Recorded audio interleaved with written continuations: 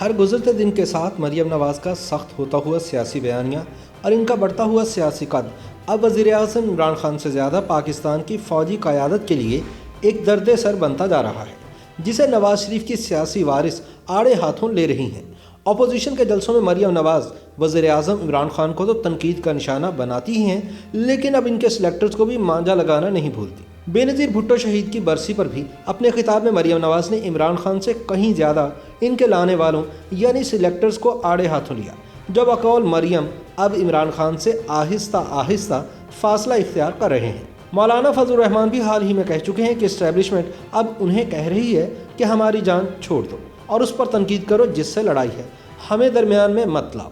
ابھی تک کسی فوجی ترجمان نے ان دونوں بیانات کی تردید نہیں کی اور نہ ہی کوئی رد عمل دیا ہے۔ حالانکہ اب سیاسی معاملات پر فوجی ترجمان کی بیان بازی ایک روٹین کا معاملہ بن چکی ہے۔ دوسری طرف عمران خان کی مسلسل یہی کوشش ہے کہ وہ اپوزیشن کو یہی تاثر دیں کہ فوج اور ان کی حکومت ایک ہی پیج پر ہے۔ لیکن سوال یہ بھی ہے کہ وزیر اعظم کو بار بار یہ بات کرنے کی ضرورت کیوں پیش آتی ہے؟ بظاہر تو فوج اور حکومت ہمیشہ ایک ہی صفحے پر ہوتے ہیں اور فوجی ترجمان بھی کبھی وزیر اعظم کے ایسے بیان کی تردید نہیں کرتا، لیکن یہ بھی ایک حقیقت ہے کہ جب یہ ایک صفحہ پھٹ کر دو حصوں میں تقسیم ہوتا ہے تو زیادہ دیر نہیں لگتی۔ شاید اسی خوف کے تحت وزیر اعظم پچھلے ایک مہینے میں کم سے کم 6 مرتبہ یہ بیان دے چکے ہیں کہ اپوزیشن فوج کو مجبور کر رہی ہے کہ وہ مجھے اقتدار سے بے دخل کر دے۔ ساتھ ہی وزیر اعظم مسلسل یہ بھی کہے جا رہے ہیں کہ اپوزیشن کی تحریک کا مقصد NRO حاصل کرنا ہے، اور اگر کسی نے اپوزیشن کو NRO دیا تو وہ ملک سے غداری کا مرتکب ہوگا۔ یعنی عمران خان کو خدشہ ہے کہ اسٹیبلشمنٹ اپوزیشن کے ساتھ کوئی ڈیل کر سکتی ہے،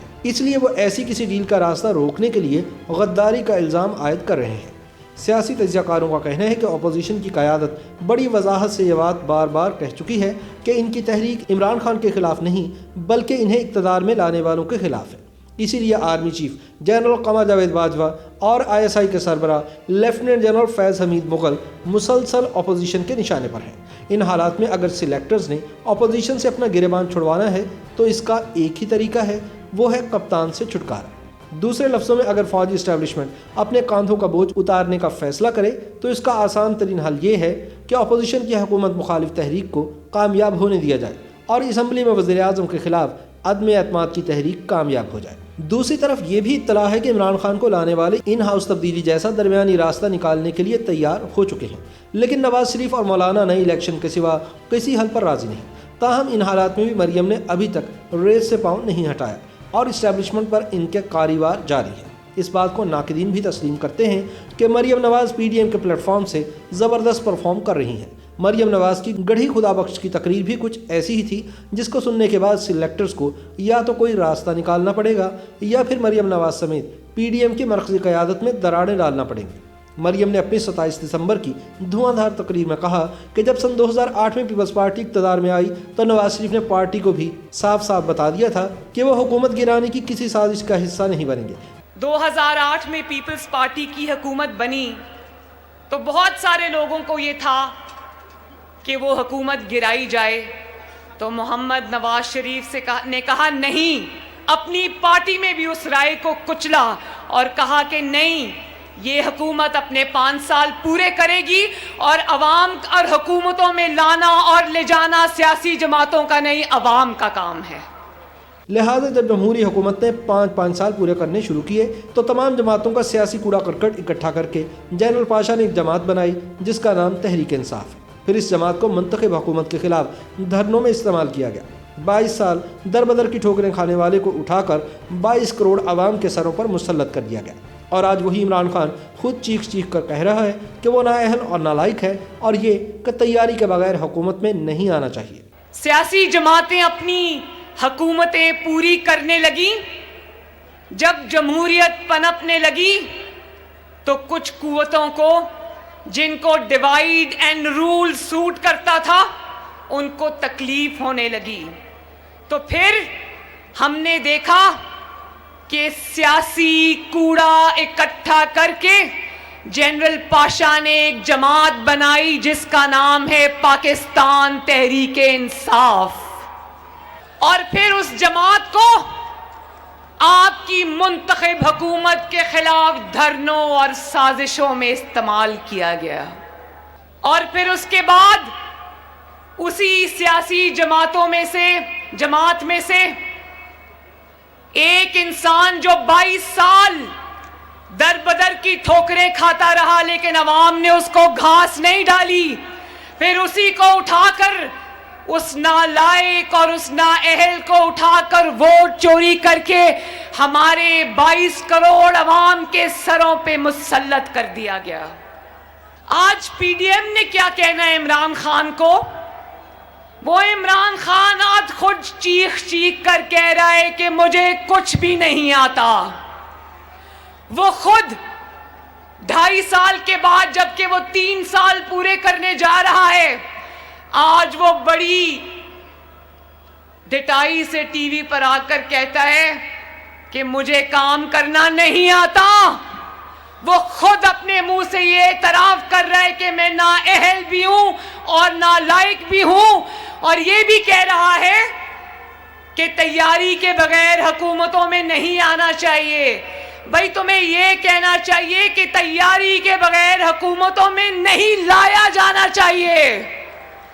मरियम ने फौजी जर्नैलों की तरफ इशारा करते हुए कहा कि कोई मुल्क तोड़े तो भी मासूम, कोई आइन तोड़े तो भी मासूम, कोई सियाचिन खोए तो भी मासूम, कोई कश्मीर का सौदा करे तो भी मासूम, कोई हल्फ तोड़कर सियासत करे तो भी मासूम, कोई मुखालफिन को जेल में डाले और मौत तक पहुंचाए तो भी मासूम, कोई सरकारी मुलाजिम होकर भी अरबों खरबों बनाए तब भी मासूम।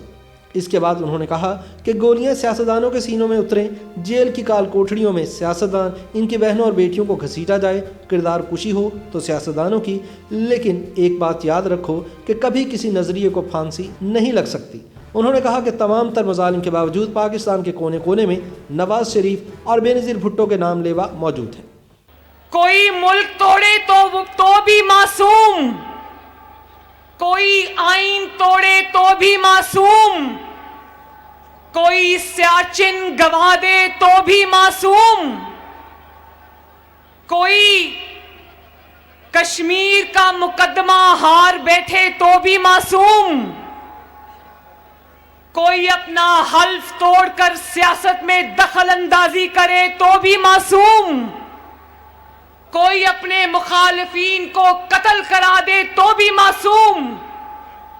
कोई अपने सियासी मुखालिफ को जेल में डालकर उसको मौत के दहाने तक पहुंचा दे तो भी मासूम, कोई सरकारी मुलाजिम होकर भी अरबों खरबों रुपए के असासे बना ले तो भी मासूम, लेकिन फांसियां हो तो सियासतदानों को हो, गोलियां उतरे तो सियासतदानों के सीनों और सरों पर उतरे, 100 200 पेशियां भुगतें तो सियासतदान भुगतें, जेल की काल कोठरियों में मौत के दहाने तक पहुंचा दिए जाएं तो सियासतदान पहुंचा दिए जाएं, बहू बेटियों को घसीटा जाए अदालतों में, जेलों में, तो सियासतदानों की बहू और बेटियों को घसीटा जाए। लेकिन याद रखो कि नजरिए को फांसी नहीं लग सकती, नजरिए को जलावतनी नहीं हो सकती, और ये इन्हीं नजरियात का फैज है कि आज तुम्हारा नाम लेवा भी कोई नहीं है, लेकिन पाकिस्तान के कोने कोने में नवाज शरीफ और बेनज़ीर भुट्टो के नाम लेवा हैं। मरियम ने कहा कि आइन के कातिल और बेनज़ीर के कातिल परवेज़ मुशर्रफ को पाकिस्तान वापस लाने की बात तक नहीं होती। मुशर्रफ को फांसी की सज़ा सुनाने वाली अदालत को ही फांसी पर चढ़ा दिया गया। उन्होंने इमरान खान को मुखातिब करते हुए कहा कि अपोजिशन महंगाई की बात करती है तो आप कहते हैं कि अपोजिशन फ़ौज को बदनाम कर रही है, लेकिन सच तो ये है कि इमरान खान ने खुद इंडिया जाकर फ़ौज और ISI के ख़िलाफ़ बात की थी। जब ये अमेरिका गए तो अपनी फ़ौज और ISI पर हमले किए। मरियम ने कहा कि आज ये मत कहें कि अपोजिशन फ़ौज के ख़िलाफ़ बात करती है, आवाम के पास वो वीडियोस मौजूद हैं जिसमें आपने फ़ौज का बदनाम किया। मरियम का कहना था कि एक पेज की रट लगाकर जितना इमरान खान ने फ़ौज का बदनाम किया शायद ही किसी ने किया हो। मरियम नवाज़ ने वज़ीर-ए-आज़म इमरान खान को मुखातिब करते हुए कहा कि आप ज़्यादा सियाने बनने की कोशिश ना करें। फ़ौज पर तनकीद तब होती है जब आपकी नालायकी का बोझ फ़ौज पर पड़ता है। फ़ौज पर तनकीद तब होती है जब आप अपने सियासी मुखालफिन को जेल में डालने के लिए फ़ौज का नाम लेते हैं। فوج پر تنقید اس وقت ہوتی ہے جب آپ ہمارے کشمیر کو مودی کی گود میں ڈالتے ہو۔ مریم نواز نے کہا کہ ہم فوج سے یہ نہیں کہہ رہے کہ تمہاری حکومت گرائے، بلکہ ہم سلیکٹرز کو صرف یہ کہہ رہے ہیں کہ پیچھے ہٹ جاؤ، پھر پاکستان کی عوام جانے، ہم جانے اور عمران خان جانے۔ اب دیکھنا یہ ہے کہ پاکستان کی فوجی اسٹیبلشمنٹ اپوزیشن کے اس مطالبے پر کان دھرتی ہے یا نہیں۔ YouTube پر گوگلی نیوز دیکھنے کے لیے youtube.com کی سرچ بار میں googly news T V type کریں۔ گوگلی نیوز کے پیج پر سرخ رنگ کے سبسکرپشن والے بٹن پر کلک کرنا نہ بھولیے۔ YouTube پیج پر اپلوڈ ہونے والی ویڈیوز سے باخبر رہنے کے لیے بیل آئیکن پر کلک کیجیے۔ آپ کو ہر نئی ویڈیو کے بارے میں نوٹیفیکیشن موصول ہو جائے گا۔